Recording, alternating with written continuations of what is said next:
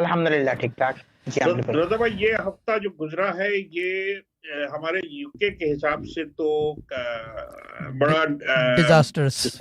हाँ, डिजास्टर था in the sense कि गवर्नमेंट ने स्कूल खोल दिए, यूनिवर्सिटीज खोल दी, रेस्टोरेंट खुल गए, जिम खुल गए, दो तीन हफ्ते से शुरू हो गया। मगर इस हफ्ते फिर एकदम से पेंडेमिक जो है वो फिर बढ़ गया। अब वो जो बढ़ा है तो गवर्नमेंट परेशान है। देखिए, बोल्टन फिर लॉकडाउन हो गया। आज रात से पूरा नॉर्थ ईस्ट, पूरा new कासिल, Durham, south east, north east सब वो हो रहा है। और अब ये आज खबर ये है कि हो सकता है इसी हफ्ते वेल्स में कई एरियो में हो गया है। अब लैंकाशायर भी हो रहा है। तो अब वो लोग तो ये कह रहे हैं कि why don't you have a full country lockdown, मगर बिल्कुल कंट्री रुइन हो जाएगी। जो इन्होंने जो कुछ शुरू किया है वो भी खत्म हो जाएगा।